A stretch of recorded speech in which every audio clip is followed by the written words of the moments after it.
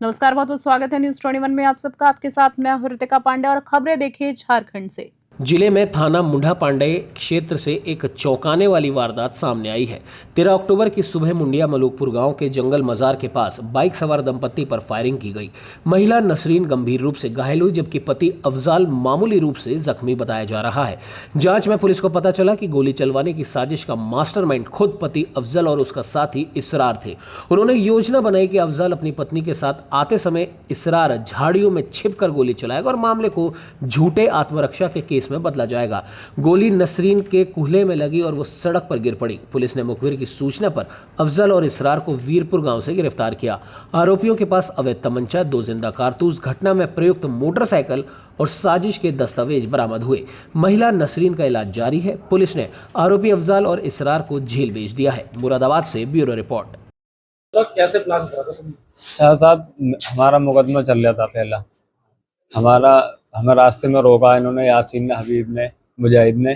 तो हम अपने खलेरे भाई के धोरा पहुंचे नपीस के। नपीस से गया, मैंने कहा ऐसे इसमें गिरफ्तारी करा। तो बोले 7 साल से कम की सजा में गिरफ्तारी नहीं होती है इसमें।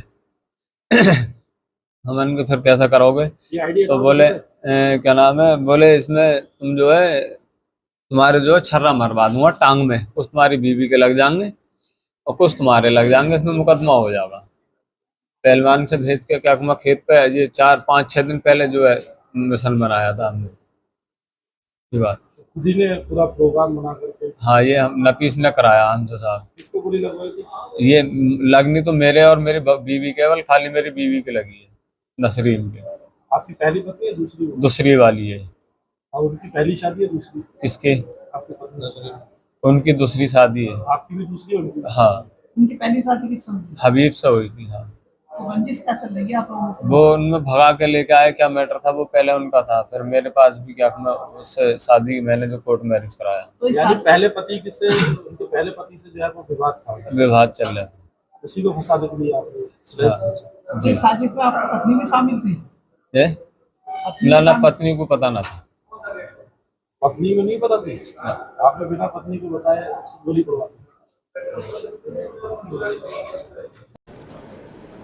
देखिए, थाना मुंडा पांडे के गांव बीरपुर बरियार की एक महिला रहाना जिसका नाम है, उन्होंने कल एक अभियोग पंजीकृत कराया और उसमें उन्होंने आरोप लगाया कि उनकी भाभी के ऊपर कुछ लोगों ने फायर किया और उनको स्प्लिंटर्स लगे, छर्रे लगे हुए हैं।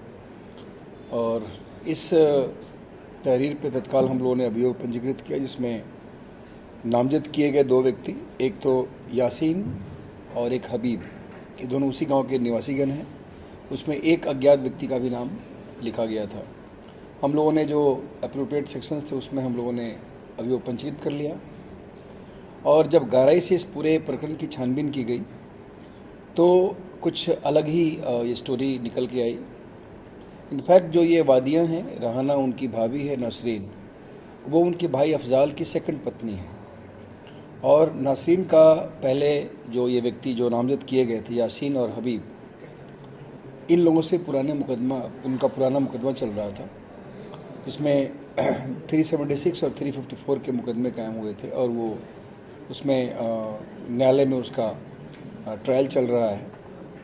उसके बाद इन लोगों ने प्लान किया कि पुनः एक केस नसरीन और अफजाल और अपने कुछ अन्य साथियों के साथ, एक उसका रिलेटिव है उसमें, इनके साथ मिलकर के प्लान किया कि हम लोग पुनः यासीन और हबीब को के ऊपर मुकदमा बनाने के लिए एक ऐसा षड्यंत्र रचे। तो इन लोगों ने पूरी कहानी बनाई, जिसमें जो ये वादिया है उसका भाई अफजाल, उसका एक खलेरा भाई यानी उसकी मौसी का बेटा नफीस, एक उसका दोस्त लल्ला और एक इसरार पहलवान, और ये नासरीन जो उसकी पत्नी है। इन सभी ने मिलकर के, 5-6 जनों ने मिलकर के प्लान किया कि मेरे ऊपर अटैक किया जाएगा और उसमें फिर हम लोग जो यासीन और हबीब हैं इनको हम नामजद करेंगे। और उसी में ये अभियोग पंजीकृत कराया गया। इसमें जो अफजाल है उसे गहराई से पूछताछ की गई, उसने इस बात को स्वीकार कर लिया। और उसके बाद हम लोगों ने जो अफजाल है और उसका एक साथी जो था प्लान में और एग्जीक्यूट करने में, इसरार पहलवान, उसको हम लोगों ने गिरफ़्तार कर लिया है। ये हमारे अभी गिरफ्तारी के बाद इनको हम लोगों ने अब आज जेल भेज रहे हैं।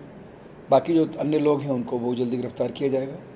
नासरीन जो इसमें एक मुलजिमा है वो अभी हॉस्पिटल में है, उनको भी हॉस्पिटल से छुट्टी मिलने के बाद उनके विरुद्ध साक्ष्य के आधार पर अग्रिम कार्रवाई की जाएगी। इसमें जो भी वहाँ पे असलहा प्रयोग किया गया है उसको भी हम लोगों ने बरामद कर लिया है, और जिस बाइक से ये पूरे इस घटना को अंजाम दिया गया था उसको भी हम लोगों ने वहाँ से बरामद कर लिया है।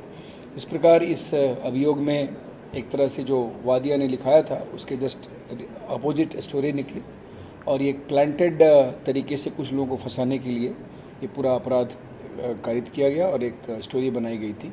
इसका खुलासा हम लोगों ने किया।